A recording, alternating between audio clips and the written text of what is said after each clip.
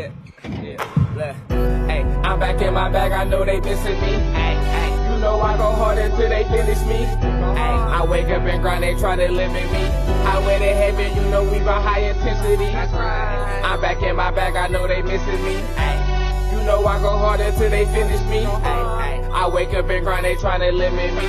Highway to heaven, you know we by high intensity. Sundays we're Justin, Mondays we hustling, Tuesdays still training, by Wednesday it's draining, shot wet like it's raining. It's not though, try to knock me off my pivot, I'm straight to the block though. I can't do no pump fake, still watch out for the block though. I'm not your average player, I'm all-star status. Give all y'all answers, not no ball hog bastard. Jump shot looks synthetic, but it's all natural. Body full of ice like I got back from. What's up, y'all? It's Coach Justin. We're here again at the Sit Down Podcast. We have a very, very special guest. My guy, Ian Kelly. How's it going? Man, pretty good, bro. Appreciate you Ian is obviously a rap artist. Just dropped a project. What's the project called? Kells is Dead. Kells is Dead. What's the? Tell me a little bit about what the name means. So Kells is Dead because I know a lot of people they like Kells is Dead. Right. I'm like, nah, it's really about rebirth. So the dead is determined, evolving, ascending, destined. Oh, it's an acronym. So it's really about me evolving into who I am, Ian Kelly. But you know, I'm always Kells, but right. You know, Kells is Dead in that sense.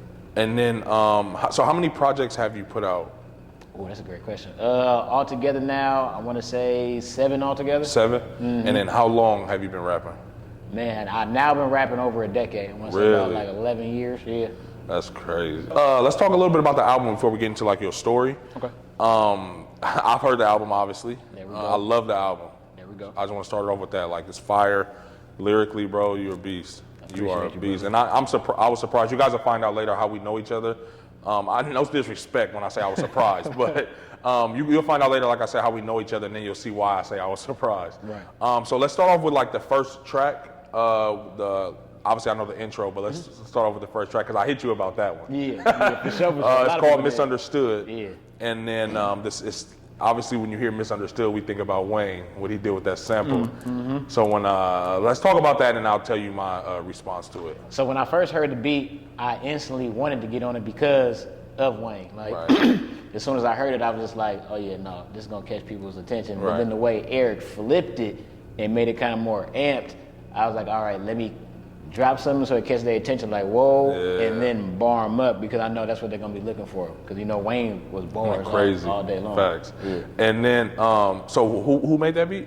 Eric G. Eric G. Because that caught me off guard too. Because that sample was slow, and I'm thinking, okay, he finna come in and then, talking, and that shit came all turned up. Eric G is a genius, bro. I kid you not. He produced about like 90% of the project. Oh, really? Yeah. Have you guys been working with each other, or did you link up for this project specifically? Crazy story about that. So when I got signed in 2018, I had to kind of get vetted. So like around 2017, when I was just like in the stew, he met me and he heard some stuff, and I didn't notice he had actually told Ninth and like Rhapsody. He was like, how y'all feel if I did a project with him? You know, Oh, wow. And like, so he dropped that seed like a long time ago. And then once I got signed and everything got going, one day he hit me up. He was like, yeah, now it's time, let's do it. And That's then he fire. sent me like a batch of beats and I was like, let's get it going. That's hard. Yeah. And then, tell me, for people who don't know about that process a little bit. So when they send you a batch of beats, this is if you're making like a project together, right? And you just pick through that batch of like, let's say 10. So how many tracks is on this project? This project, it was 12 songs,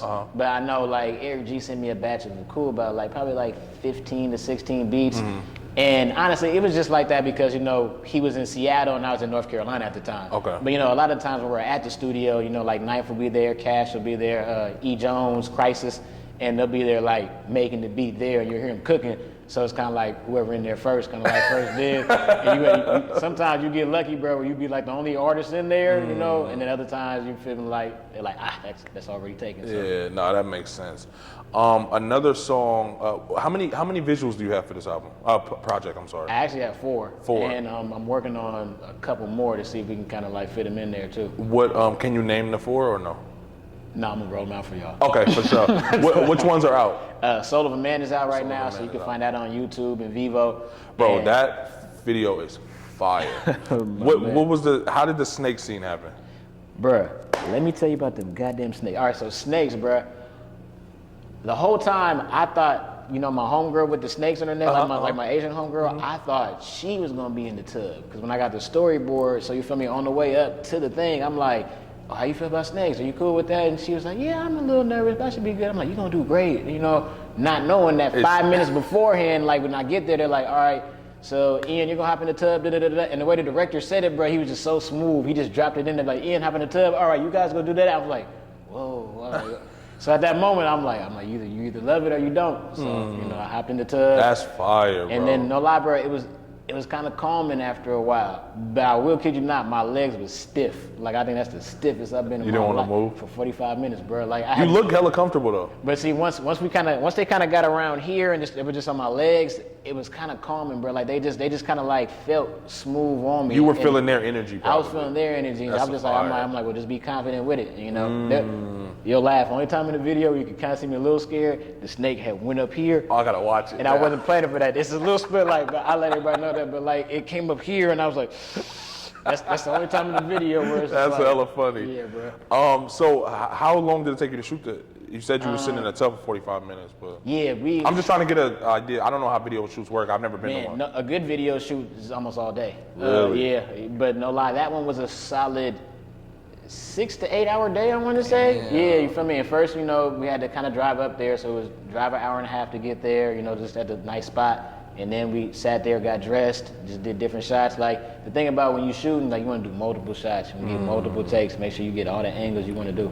That's fire. That's great. Yeah. That's great advice. And then, so who directed it? Did you have a Patrick Lincoln. So Okay. I thank Jamla, the label, for that, because they wind up kind of say, so the youngest on the label, Ruben Vincent, Okay. he actually was the first person to work with Patrick Lincoln. Okay. So once Patrick Lincoln got introduced to all of us, they were like, okay, this is our guy. So then from there, I started even building my own rapport with Pat. Just kind of chop it up with him, DMing him, just kind of see what he felt about stuff.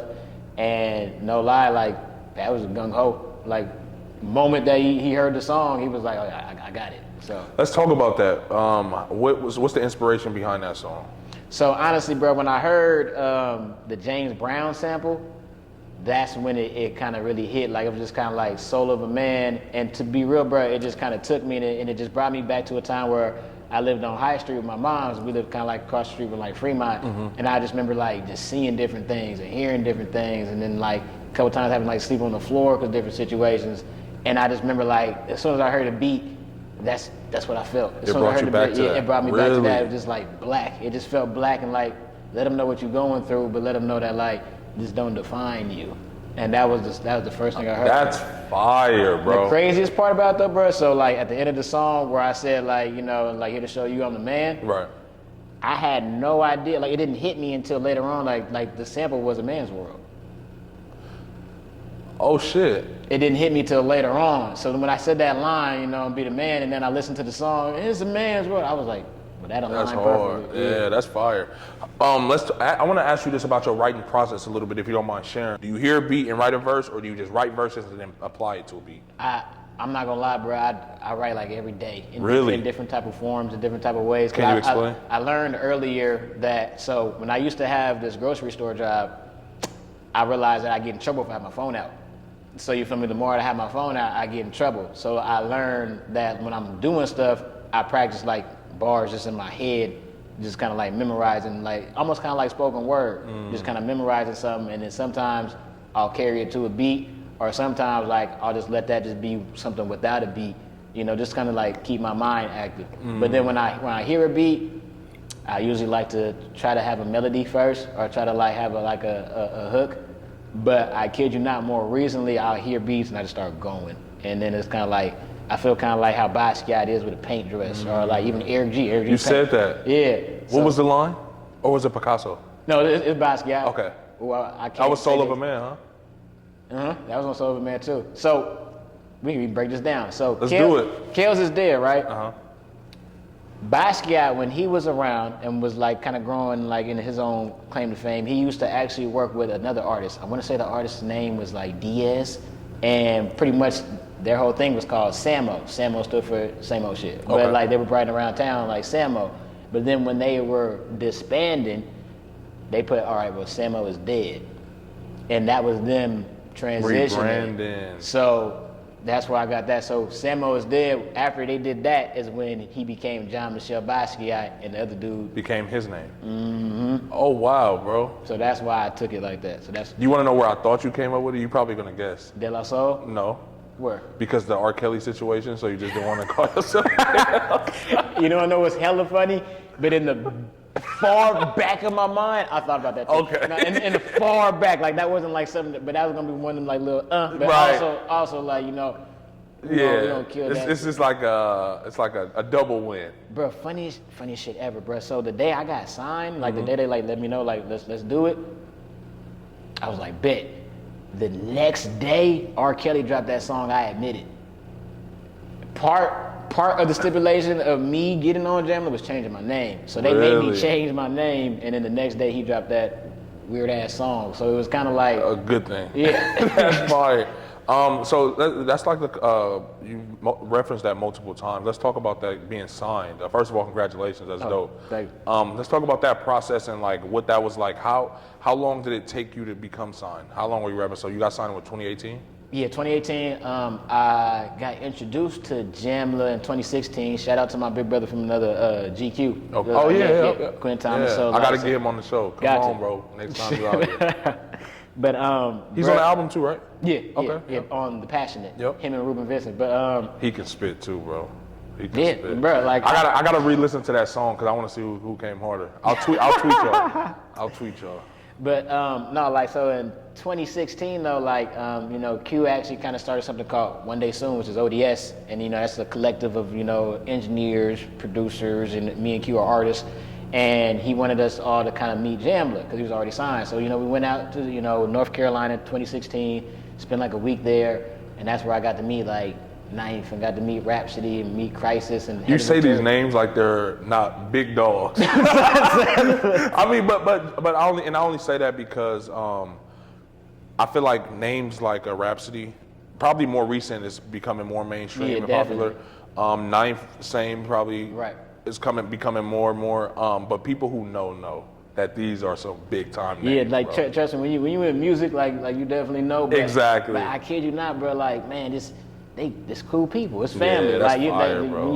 Even when you met them, that's not the vibe you get. You feel me? Like you see the plaques, you see the shit, right. bro. It's like that's not the vibe you get. It's that's very, fire, bro. One of the major big blessings about Jamla is no lie how family oriented we are. There's a lot of labels where like it is business and we cover the business, but no lie the fact that like we really do like look out for each other, shout out each other, really kind of like tap in, make sure we're cool. Like it's always love with Jamla. Speaking of shouting out each other, I saw that I was watching one of the videos. I want to say it was One Time or it might have been One Time or Soul of a Man. Okay. And the comments was like, Rhapsody brought me here. I'm so happy. I'm like, bro, that's fire though, bro. Like, cause sometimes that's all we need. Sometimes you need that extra kick just to say, look, go listen. Just, bro, I support this not because I know this guy, because I like this music. You know what I mean? And that genuine support makes her fans and probably other people who are watching her come genuinely support you. Bro, because Sis reposted me, man. Queen Latifah reposted Soul of a Man. That's hard. Taraji P. Henson was in the comments talking about it. A dude from CNN named like Bakari Sellers was talking about it. Like, bro, it's just kind of tight when people like gravitate towards it and they're just kind of like, oh no, like we like this. So like, I ain't gonna lie, like Instagram been going crazy for me. I've been getting fire, 1,000 more followers and comments and everything. That's fire, bro. Overwhelming when it comes to DMs and people want to send me beats, but it's tight seeing the ball kind of like roll. And honestly, like it's major love just for the people who looking out for me. So I definitely shout out Rap, definitely shout out the whole label, like just how they believe in me means a lot. And then I keep referencing sports and basketball, but that's similar to basketball. It's like when you have that, it's easier to have confidence in yourself when you know the people around you have confidence in you. You know what I mean? But if you're questioning and doubting, like, oh, do I really belong here? Right. Sometimes that's gonna come out. Right. You feel me? Right. But talk a little bit more about how that made you feel. Obviously, you're super grateful. I know how humble of a dude you are, but I don't want to say finally paying off, but it's like it's starting to feel reciprocated a little bit. To be honest, bro, it feels good, but I'm in such a work mode now that it's like I take it in for a minute and then I stay back at it. Great way to in my be, mind, bro. it's kind of like nah, but I still gotta apply this pressure. Yeah. Like the way I told my homie, we just got done kicking it earlier today. I told him like, I feel like LeBron and Kobe with this shit right now because in the sense of like, I'm gonna show love to everybody who like, you know, because your light doesn't take away from mine. Exactly. Your power doesn't take away from mine, but in the sense of Kobe, I'm a dog with it. So like whenever you put me in the field, understand you're gonna have to rap. Like if you get on it with me, you're gonna have to rap or at least be catchy. You feel me? Like because I'm coming every time. So that's kind of where I'm at with it. Speaking of rap, man, let's I want to get back to the album, but you have a sound, and I asked you a question off camera, and I'm gonna ask you again on camera. If there's 5 artists that you can say, if someone wants to say, what type of music does Ian Kelly make, and you had to group 5 artists together to create yourself, who would those 5 be? And I'm gonna definitely say Jay-Z, Pac, Eminem, mainly Eminem for like more technical style. I know Eminem used to rap about crazy stuff, but like the way he floated and slid on the beat, always like that. Kendrick, because honestly, like, you hear it, you know, and I can't get away from it. And I'm gonna let everybody know, in 2010, I heard a Kendrick song and I actually said, this is the type of person that opens the door up for me. Because, you know, he was talking about life, but not making it corny. And then the 5th person, I give it to Snoop. Because Snoop just had the flavor, the ism. And, you know, Snoop will bar your ass up too, but the way Snoop will slide on something or say words and inflect certain things. It's like he hiding his bars in the melodic and the it's like you would think he's fucking around, playing around, but he's really gassing. Like Snoop do it so smooth, it's just like, oh, it's Unc spitting, but it's like, no, but Unc spitting. Then when you really hear what he said, oh, that shit was hard. That's fire. Yeah, bro. So how, let's go back to the album a little bit. It's another song that's called Gold Chain. Gold Chain. Let's talk about Gold Chain a little bit. What's the inspiration behind that song? I think I know, but I want to hear. This. Okay, explain it. Literally this. So when Pops passed away, you know, that was something he had. You know, he had a gold chain, and you know, we could have left it on him, but honestly, like the day that he kind of had me like clean it one day, you know, I just kind of like kept it, you know, and he was cool with that. He was like, yeah, it's cool. And honestly, bro, like it's just a chain that stayed with me since he's been gone. So you feel me, like, and I kid you not, sometimes I feel naked without it, but no lie, I had a time period where actually I didn't have it for a minute, it broke. So, you know, I actually got over that. Like, I learned how to be naked for a second, but honestly, it's just kind of like my personal little shield on me, I guess you could say. That's fire, bro. Yeah. And let's talk about Pops a little bit, if you don't mind. Obviously, I know your dad. Right. For you guys who don't know, me and I call him Kelly. But, me and Ian Kelly, we played football together for the East Bay Warriors. Yes, sir. We were the first team to go to the national championship. Yeah, in Florida. In Florida, from the East Bay Warriors, the first team from that organization, and then they started going all the time after that. Right. But I just wanted to commend Pops for, and obviously I told you this off camera, but just the type of dude he was. He's one of those fathers that I saw playing youth sports it stuck out to me how he was a father and how you guys were friends. Right. It really seemed like it was like a brother relationship. You know, the way you, like, no matter what you saw. If Kelly was coming to the game, you knew his dad was going to be right next to him. Right. If we was going to go eat, you knew his dad was going to be right next to him. Like, and it was literally like, for us, it was like Kelly and then the big version. And then for him, it was probably like, for his friends, it was like Kelly and the little version. We know because y'all was always together. So talk about what, go ahead, I'm sorry. My fault, because his name was Greg, they used to call me Little Greg. His partners would call me Little Greg. See, that's so crazy. That's hilarious. Yeah. But talk about Pops a little bit and what he meant to you guys' relationship, and then if you want to go into detail about, you know, his demise and everything, you know, feel free. If not, you know, of course. No, Pops actually was a big guiding light, and honestly, there was a time period where I used to feel like I lost him. I kind of feel him more these days. But Pops, can you expound on that a little bit, please? Things he taught me, things he said, things he showed me are kicking in stronger than ever. That's like you feel me, like lessons that I feel like when I was younger, and I kind of be like, all right, whatever, nigga, or like show Pops, whatever, you know. Now it's kind of like, nah, like I see it. And it's like you hear him now louder than ever. And I'm so thankful. Bro, that's hard, bro. And to piggyback off that, bro, I was talking to somebody recently because obviously my life has been taking a shift lately with everything I have going on. Right. Super grateful for that. You father yourself. Right, exactly. But yeah, so just finish talking about Pops and you guys' relationship and stuff like that. Well, so to be honest, like, and how I met you, like through football, like Pops always kind of wanted me to be active. I think the dopest thing that Pops told me was that, like, because, you know, he wanted me to go to good schools, but he wanted me in the community. So he told me he was just like, no, I want you here, but you're gonna be here so that you understand, kind of, in a sense, rough you up a little bit, so you be around people like that. And honestly, like, it's cool, like, because like I think I showed y'all I could hang with y'all, and in the same breath, like,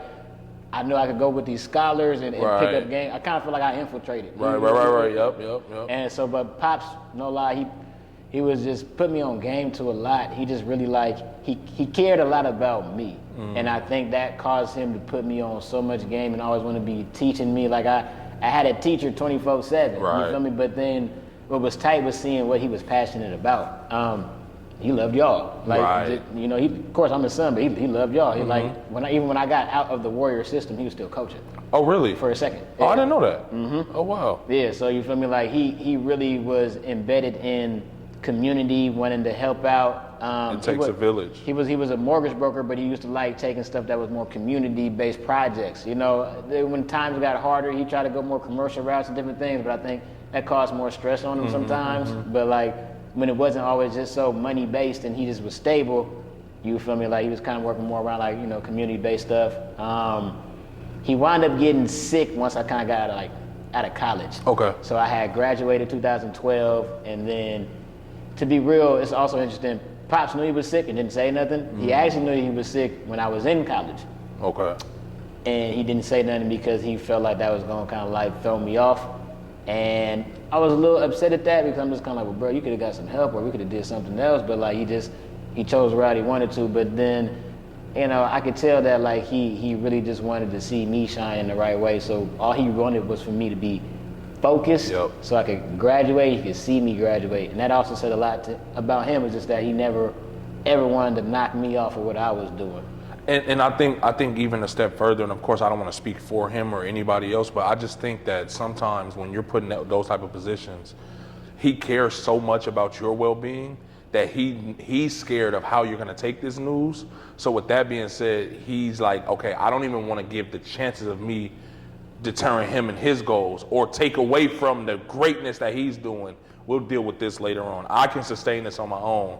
I live my life. This ain't about me. This is about, you know, the junior. So that's fire, bro. I mean, like, bro, like I said, I got tons of gems, but one of the realest things he did say to me was like, and it made me laugh when he said it to me too. He was like, I don't care if you the greatest drug dealer, ball player, player. Right. He was like, you be the best at it.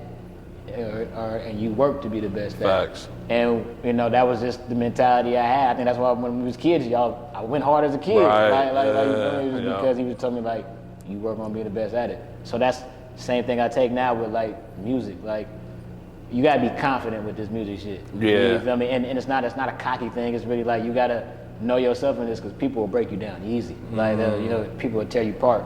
And when I think about things he told me, I'm just now in a spot where, like, you can't really tear me apart because I'm working at it to be where I need to be at it. How do you feel, and I ask a lot of people this because obviously I have a son and I'm into the coaching world, but how does it make you feel knowing that your dad had such an impact on people like myself? And I don't think you even knew that. Right. Your pops probably didn't know that until you didn't know that until I told you that. Right. Your pops probably he probably knew because he impacted a bunch of people. Right. But how does that make you feel knowing like your pops had impact on my life and hundreds of more kids? To be honest, that it makes me feel very good, and it also lets me know that I'm his son. That's hard. You feel me? Because I'm just kind of like, even naturally, not even really thinking about it, I picked that up.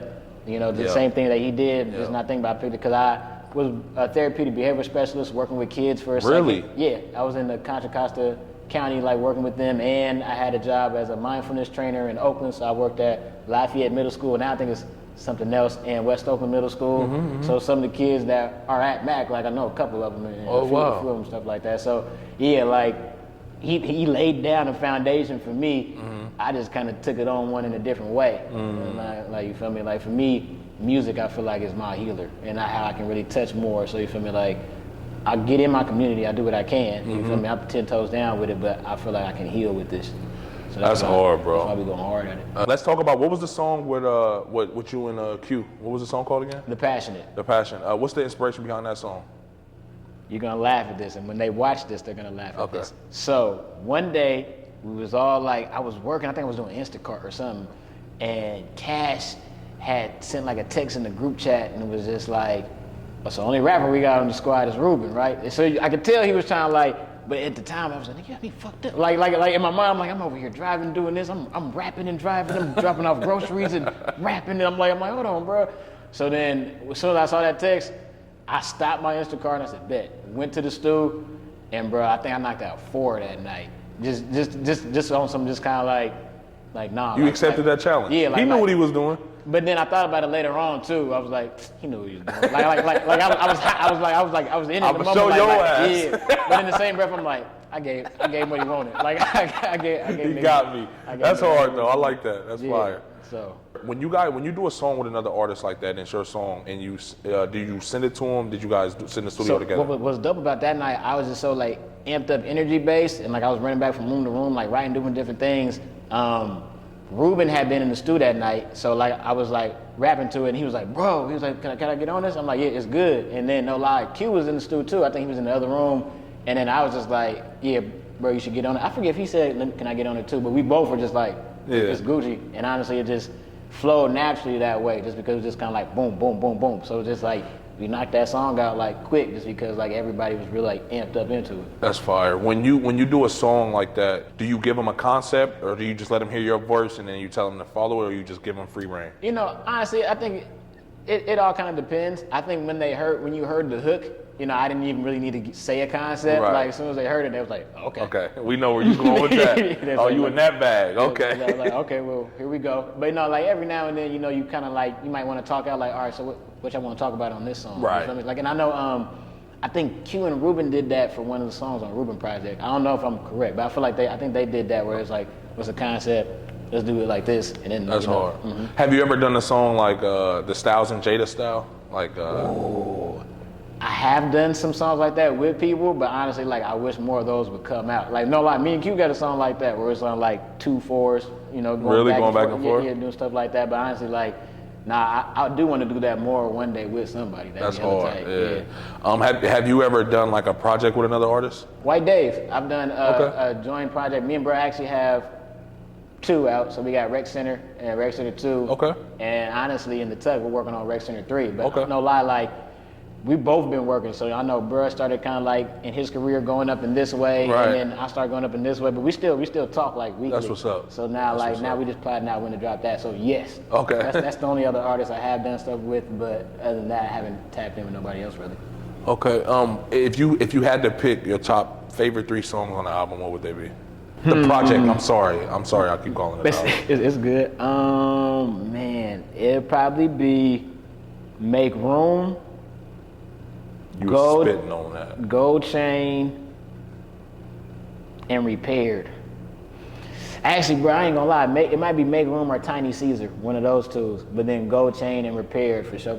Repaired, you were spitting too. I remember that. Gold Chain. I'm sorry. Let's go back to that real quick. Because you mentioned Pops a lot in the song. Obviously, in the hook, I think you mentioned him in the hook. Pops giving me Pop gave me Gold Chain. Right. Right. So. What is this just like a appreciation song for Pops, or just showing like it's the game he gave you? So it's an appreciation song, but it's also me showing you that like, you feel me, we all out here like trying to stunt and get it, but like, you know, there's deeper messages behind it. So you feel me, like what I was talking about in the song was like how Pops, like I got this gold chain from Pops, but he also told me invest before cashing the check. He also told me, you know, put me on that before doing that. So you know, the gold chain is kind of more of the me acknowledging the lessons that within the gold chain. That's fire, bro. That's hard. When you're an artist, right? And I'm a creator as well. So we're obviously sensitive about our work, right? And sensitive not in like I'm gonna cry if you don't like it, but it's just like you put passion, time. Only we know what goes behind it. Right. And I say that to say, when you have something that deep of a concept or of a thought behind a song, and you put it out and people don't grasp it, or they don't, like, how do you deal with that? Because I'm gonna tell you why I say this, because I'm a big word guy, right? I love rap, I love lyrics, that's why I can talk to you about it. God. I love battle rap, like anything with words. I study words, bro. I'm just addicted to words. Like, I learned the word diction in college or high school, and when I found out what it meant, which is just a choice of words, I just was like, oh fuck, I can substitute this word and use this word, and I just got addicted to that. So whenever I hear a word I don't know, I look it up, or if it's a word I can't pronounce, like I look it up what it means, and I try to apply it into my And vocabulary. you don't rap. That's awesome. I know.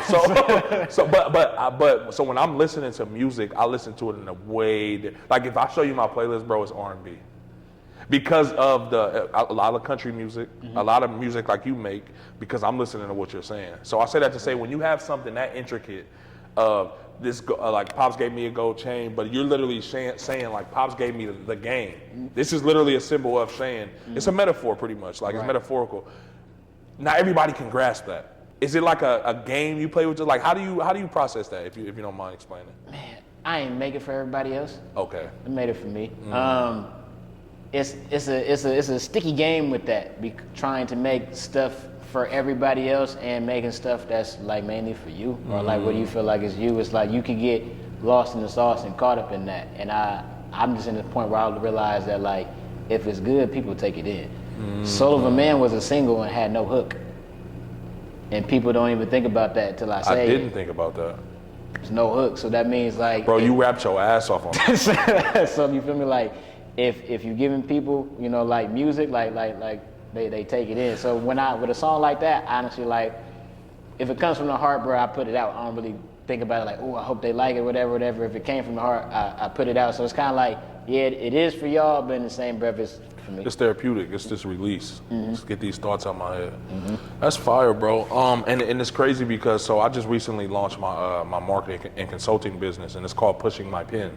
And the reason why is because, like I said, I'm a big word guy, so I watch battle rap heavy, and whenever they're battling somebody tough, it's like, oh, I gotta really push my pen for this one, right? Which means pretty much I gotta think outside of my norm. When I approach marketing or just branding or anything, I try to literally lock in and just figure out what can I do to separate this from the next, you know what I mean? What makes me, or when I'm thinking for somebody else or, you know, a client, it's like, okay, how can we personalize this to make it fit you?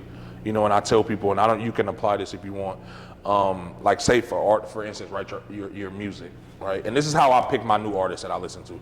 Like, I might not never hear a song from you, but if I watch an interview from you, or if I watch you just talking about your artist and I'm listening like if I was to never hear your song and watch this interview, I'll be like, oh yeah, I gotta hear this dude.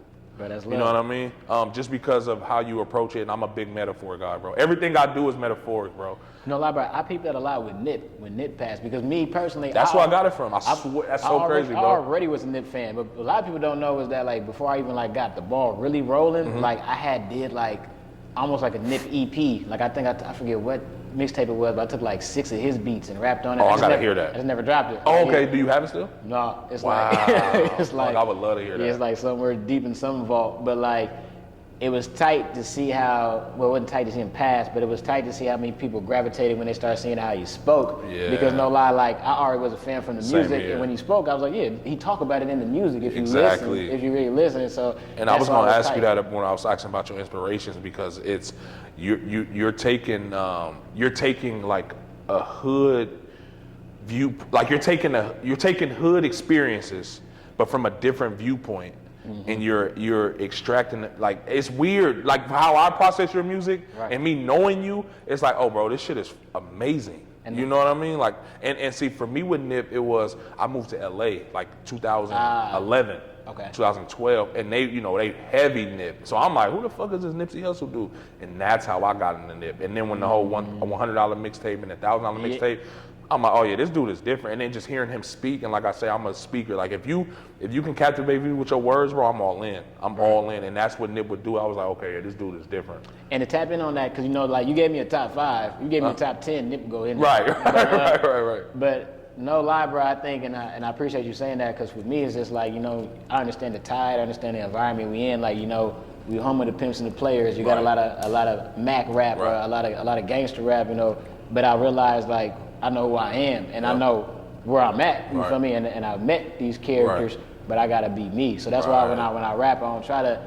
extra it up. I don't try to rah it. I just give you me. Like I'm a East Oakland kid. You feel me? But the crazy part, and I'm sorry to cut you off, but the crazy part about that is 99% of the people in Oakland are like us.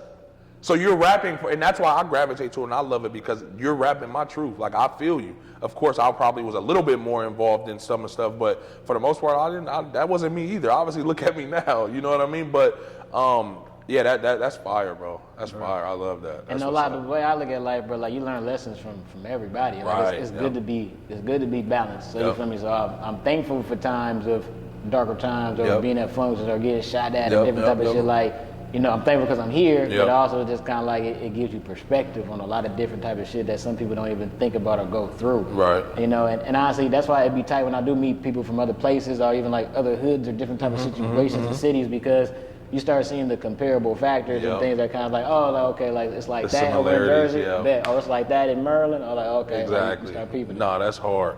When you met, just to back to the camp, your camp thing, when Q brought you around to, what is it, Jamma? Jamma. And then how did the Rhapsody and Ninth and all that, are they a part of this too? Oh yeah, like so, cause that is Jam, like Ninth started Jamla Records. Okay, bet. And then, you know, and then like. It's so many umbrella, so it's hard to keep up with all that shit. So the umbrella, and I'm not gonna go historian with it cause I feel like I'll mess it up, but I know umbrella wise, like it was Jamla, and then, you know, you got like a subcategory of Soul Council, which is like the production team within Jamla. So any of the producers who are Jamla are Soul Council. Okay. You feel me? So that's one way to go. How long did you live in North Carolina for a minute? Yeah, like 3 years. Really? How was that? Interesting. I learned a lot about myself. It's slower paced out there, so no lie, you got more time to be with yourself. And no lie, Knife wants it more like that. He wants the artist to kind of lock in. You feel me? When you're sometimes, you know, and I get this concept, you in other these places that you got more distractions. So like if we were like, if Jamma was in LA or something like that, we might have more, you know, and, you know, and Knife is just, you know, a good dude, home dude. So you feel me, like kept the label out there. So North Carolina was definitely cool. A lot of trees, a couple Confederate flags, not a lot. Really? I seen some, but like no, I met a lot of cool people in North Carolina, you know. Of all different type of colors, and I think that was a good thing to kind of like be somewhere else and then still meet, you know, dope people. You know, you hear about down south and you hear about so many things, and I know the climate. I know, you know who might not rock with me as much, but it was tight that I met like genuinely like good people, black and white. You know, a lot of different things like that. That's what's up, man. But I didn't like when the riots happened.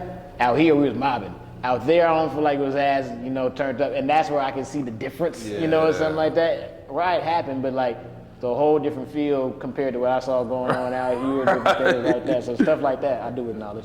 Do you have any other projects coming up soon that you can talk about? Man, let me see. So I got some stuff in the works. I know, if you ever heard of Drew Banger, me and Drew Banger, we got some stuff we've been like working on. It's kind of more like his project featuring me, but you know, I'm rapping all through it. And then honestly, like I'm working on another project, you know, very soon. So, you know, probably start really getting going in March on it. Okay. And possibly, like I told you, the Rec Center thing with me and White Dave. And that's the only pending right now. But, and let me not forget, Grand National. Grand National is the squad I hopped on out here. You know, me and my wolves, me and my partners. So like, we stay cooking. So I know we'll probably drop like another project sooner than later too. Okay. How did you and Q connect? Because you said he kind of helped you get signed. I don't know if you mentioned that earlier, but how did you and Q kind of link up and meet each other? So to be real, like I met Q because one of my like high school, you know, / like childhood friends is like his older brother was one of Q's childhood / like best friends. So it became like where we all linked up. It just became a big family house in a sense. So like we all just kind of like linked up and knew each other. And you know, it was on Havens Court, so we all used to like slide over there. And honestly, I met bro, like before bro was just cool. Like, you know, I was going to Howard and, you know, bro was kind of like, you know, doing his own thing. And, you know, he would just tap in with me about school sometimes. And then I still remember this day, I got on the Millie beat. I got on that, dropped it on SoundCloud. Bro had a show out of Frisco. Rhapsody actually was there too. Rhapsody, him and Chewy, dude from Sac. And bro, after the show, he was just like, he was like, but that Millie freestyle. He was like, I was like, oh, you heard that? He was like, yeah, I hear you. And like, so that, you know, from there, you know, me and bro was always cool, but then when he peeped that at me, you know, he started kind of like letting me be around him more, just like music wise, and that's when, you know. Were you telling him already like, oh, I'm a rapper too, and blah, blah, blah? I wasn't even like, I don't even think I sent it to bro. I was just going for it. And I remember I dropped it on Twitter, and then I do remember this to this day, and that's why I love with Big Bro for sure. bro was like one of the first ones to tweet Knife and said like he tweeted my name and he was like Steph Curry potential. Wow. And that was years ago. So, Really? How did you get into rapping? bro, I always loved rap, but it was just, I think it just took me to get out of my shell, just be more, not so shy with it. Yeah. It's kind of like, y'all always knew me, I was kind of like quiet. Y'all always knew me to be kind of like quiet, but funny. Right. Oh, no, Exactly. He a nigga, but like. Exactly. But it's like you gonna stand over there, we gonna be talking, and you gonna come over and say some funny ass shit and go about your business. But we still got love for everybody. Right, of course. Yeah, so that, I just kind of like acknowledged who I was when it came to like, that. And how old were you around the time when you started rapping? 17, 18. Because when I took it like serious, like real serious, that's when I was just kind of like, nah, I actually like it. I fell in love with music though when I was like, man, a teenager, because my cousin would make these MP3 CDs and they have like 200 songs on them, but it'd be like mixtape, underground stuff. So it wouldn't be what everybody was listening to. It'd be like Southern Smoke and it'd be like 50, and I'm hearing songs nobody heard before, diss tracks, and that's when I really started like loving it. Cause I'm just kind of like, oh, like there's so many levels of it. Yeah, you can do so much with it. And that's when I was just kind of, okay, yeah, you can do so much with it. Did you always make the type of music you make now? Yeah, for the most part, fine tuning, right, of course. Finding more by I think I might have talked about weed a little bit more in my earlier stages. I think. Yeah, that was the one I think sneak diss I heard through another partner. Somebody told him it was like 2012 or something like Burner and Kendrick had a baby. So I was like, so part of me was like you feel me? Part of me was like, I don't know how to text about that. And so then I had to do some fine tuning. Yeah.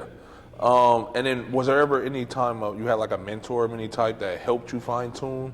I'm sure your camp probably helped you a lot, but yeah, thanks up to Sis Rhapsody. Rhapsody helped me fine tune. Rhapsody taught me how to record myself. Oh wow. She's the one who I remember when I dropped my project, I had conversation. I still remember this I think it was 2016. I dropped my project, Good Shit Volume 2, and I sent it to her, and then she heard like the first few. She was like, yeah, like you sound like this, but and a little bit like this, but when you found your voice, and then she kept on listening. She said, wait, no, I found it. Like you, right. You right here. Like no, like keep doing this.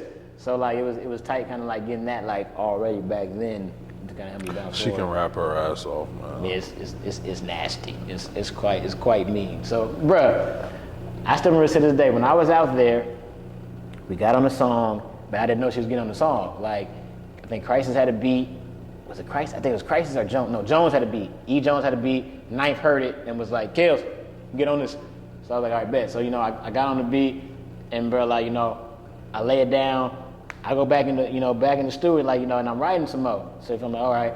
But I saw out the corner of my eye, Rhapsody was like in the corner, on her phone. Right. But I wasn't paying attention. I'm like, well, sister's over there. And then out of nowhere, he's like, are you ready? She said, yeah, I'm good. She stands up and walks in the booth, and I'm like, wait a minute.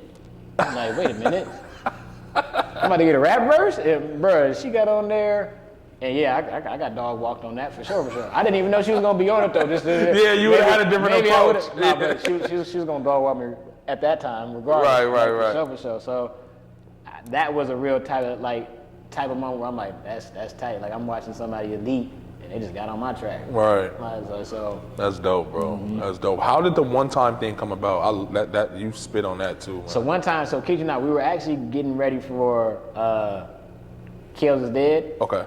We're prepping and getting that rollout ready, and then Knife hit me up and was like, here's the play, we're gonna do this. I'm gonna throw you on Zion, and then when we do that, I'll give you 5 beats, rap on those, send them back. You're like, just verses, whatever. I'm like, I bet. So this the part that's funny. Knife didn't send me them beats, bro, until I think Zion came out the 18th, I think maybe like a week and a half before. Like 2 weeks before, bruh, and he told me about it in November. And then big homie ain't give me the beat till like December.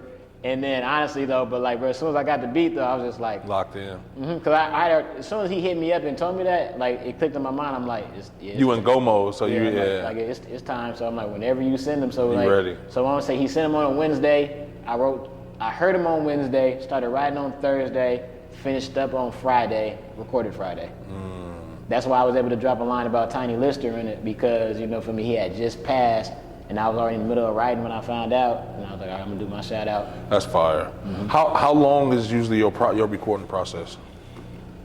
It depends. Honestly, I feel like when I really go in there, kind of like knowing it, I already know what I want to say, it don't take long. I'll be kind of more like in and out. Like, for example, the bulk of the project, Kells is Dead, I wrote kind of more like while I'm in the car, already at the house. So you feel me? I'm already memorizing this, and by the time I get to the stew, you know, It's just time to perform. It's knocking out quicker. Like you said, performance really. Right.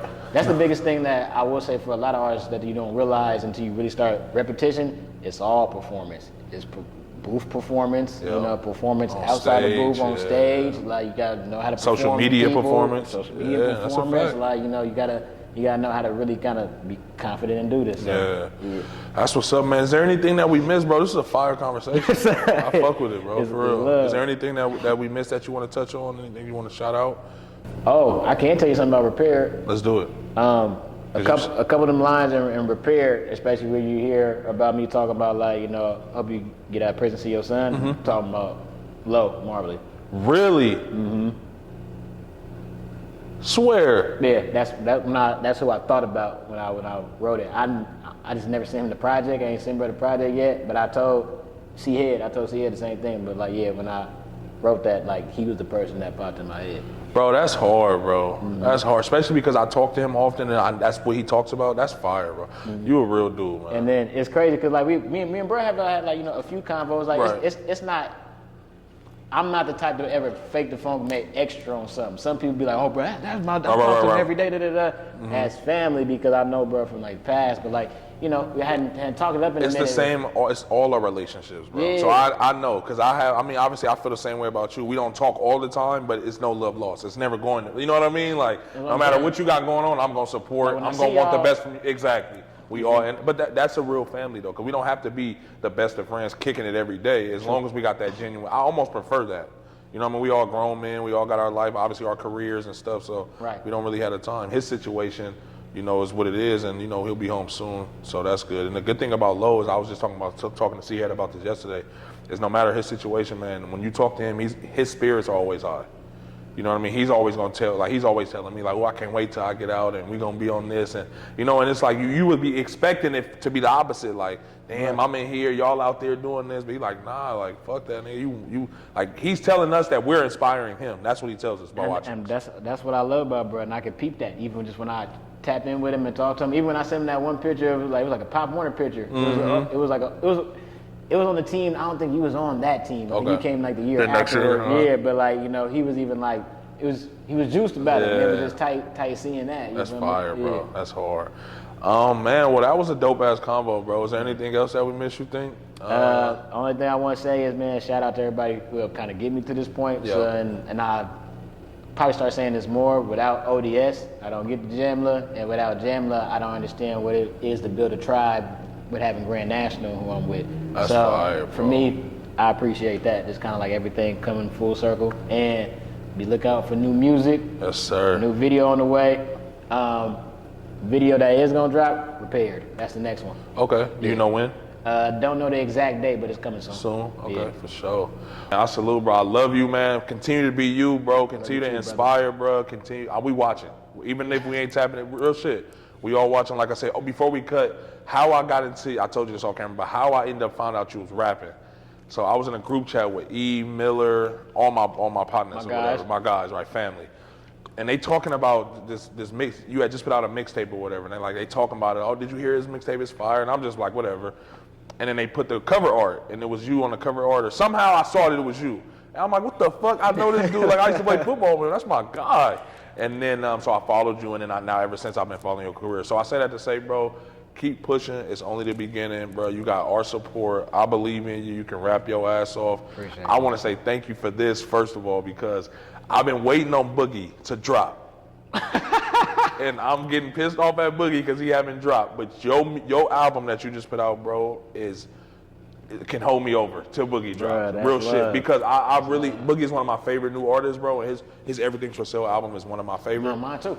And your album, your project is giving me that fix. That's crazy, bro, because that's actually one of the albums I was listening to during the time That's period hard. I was recording. Really? Now, I didn't want to take nothing I from know what you Boogie, mean. I know what but you like, mean. But like, you know, when you listen to music and Yep. you start creating, like, he would like, I heard this shit, I'm like, no, he going. So like, then it made me be like, well, he going, I gotta go. That's hard, You feel bro. That's hard, man. Well, yeah, man. Like I said, salute to you, bro. Continue to do you, man. We gonna Thank you, keep brother. pushing you.